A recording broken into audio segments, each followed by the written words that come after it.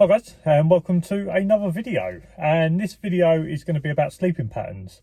Now, I know with sleeping patterns with this job, it can differ from job to job, site to site, etc. Some are 12 hours, some are 15 hours, but I've got a pretty settled kind of sleeping pattern or schedule, sort of from Sunday evening through to Saturday morning. And I think it's important in this job for you to understand, and possibly for your family, or if you live with someone, for them to understand what your sleeping pattern is going to be like, especially if you're doing night shifts like I do, how it's going to differ from them, and maybe the differences between certain stuff. So what I've done is I've basically written down my typical week. So this doesn't include like training, when I go dog training on the Friday.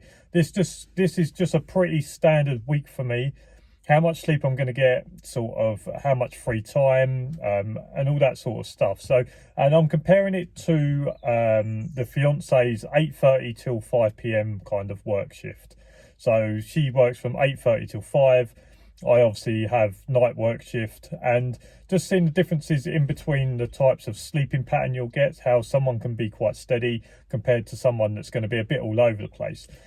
Now, I've written it down in my notes, and basically what I've done is I've taken it from Sunday at 7 p.m. when I start my working week, to Saturday 9 a.m., which is about the normal time that one of us will be up on Saturday. So there's 134 hours between 7 p.m. and 9 a.m. and I'm just going to break it down, show you what my sleeping pattern's like, compare it to a sleeping pattern I would expect me to probably have, with the fiance's 8:30 till 5 p.m. And on a Sunday, obviously I go to work. I go to work at 7 p.m.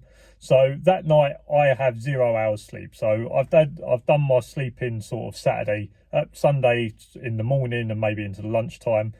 I'll typically probably get up at like 1 o'clock, 12 o'clock on a Sunday, and then I'll just have to keep myself awake until Monday. So I don't get any sleep Sunday night, where if I was working 8:30 till 5, I would expect me to go to sleep probably around midnight, get up about 7, ready to get myself ready, get out of the house and travel to work to get there for 8:30. So typically it takes about 45 minutes for my fiance to get to work in the morning. It takes me about 50 minutes to get here. So we're basically about the same in terms of travel. I think I travel about 6 hours a week to get to work for 4 night shifts.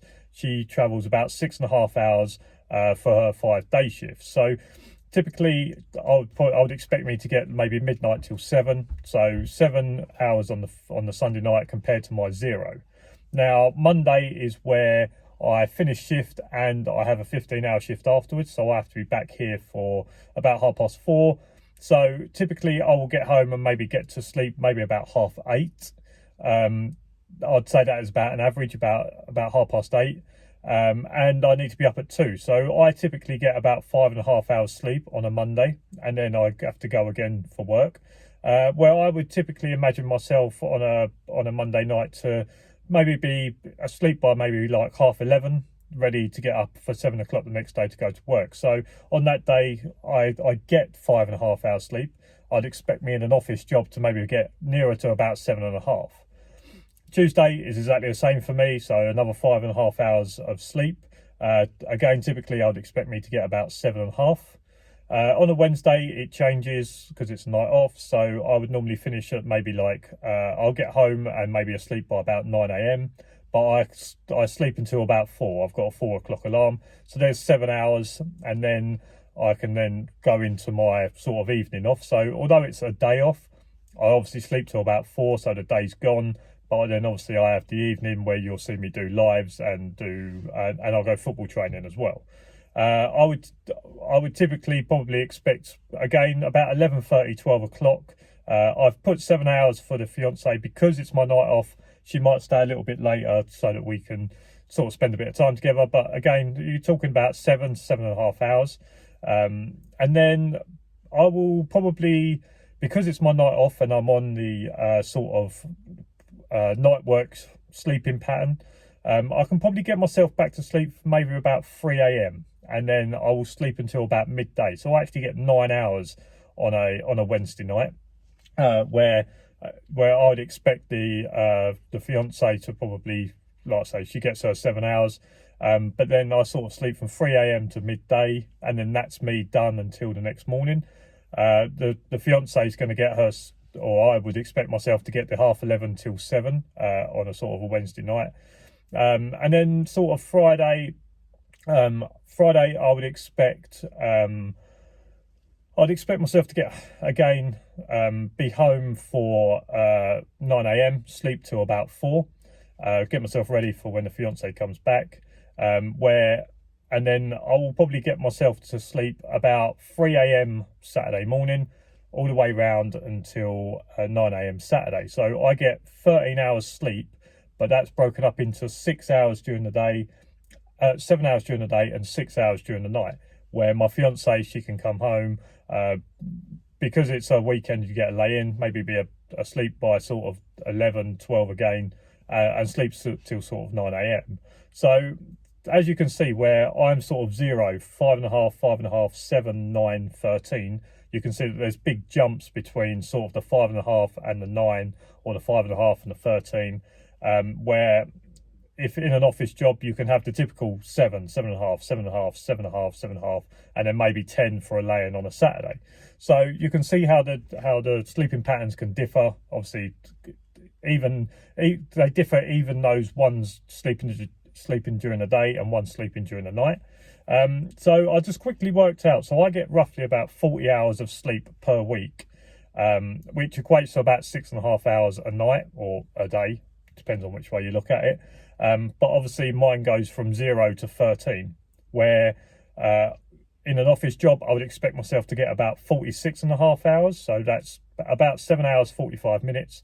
But that's consistent. That's like 7, 7.5, 7.5, 7, 7, and then like a 10. So it's much more consistent. Typically, I work about 57.5 hours a week, so I'm working 17.5 hours more than I'm sleeping, where in an office job, 46.5 hours of sleep with 42.5 hours of working. So in the sort of the office job, I'd expect myself to sleep about 4 hours more than I'm working, where in this job I'm working 17.5 hours more than I'm sleeping. So it's flipped on its head. I work more than I sleep, where in another job I might sleep more than I work. And then how much free time does that give me? So out of them 134 hours that I have, so that I'm taking away travel, sleep and work. So out of them 134 hours, I get about 30 hours, just over 30 hours of free time. So, and in the office job, you would get about 38.5 hours of free time. Again, like I say, that's taken away travel, work and sleep. So that's when you're not doing any of that stuff. Which in this job equates to about 5.5 hours a day. Now on a Monday and a Tuesday, they're absolutely 0. But obviously on a Wednesday, I get a lot of free time in terms of from about 4 p.m. to 3 a.m. And then on a Friday, again, from like 4 p.m. to 3 a.m.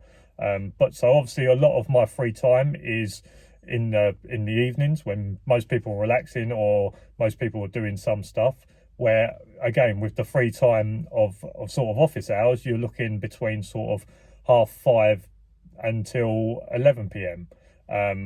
So it also differs a lot as well in terms of what time is your free time compared to what time you have as free time.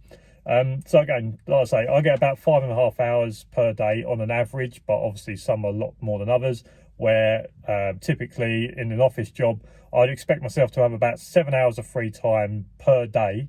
So that makes sense because you've got about 5:30 to about 11 or 10:30, and then you've got like an hour or whatever it is, or an hour and a half in the morning to get ready for work. So that's how sort of our sleeping patterns differ.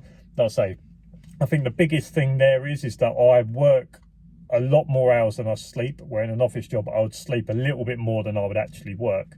And like I say, a lot of the free time can be none for like 2 days to having maybe like 11, 12 on a Wednesday and a Friday. So I think that's a little bit more important. I know that sleeping patterns are hard.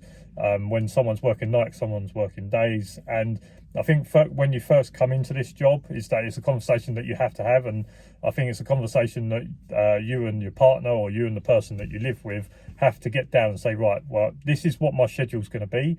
So if you want, not if you want to see me, but this is the times that I'm going to be awake, or this is the times that I'm going to have time to chill out or whatever. So if, let's say on a Friday where you've got some time off, your partner will think, well, I won't go and have drinks on a Friday night until like 10 p.m. because them sort of 4 hours that he's sitting at home, or she is sitting at home, that's our time to be together. So I typically from Sunday 7 p.m. I get I don't see the missus until Wednesday evening. So that's like 3 days that we haven't seen each other, or maybe 2 days, 3 days, don't know.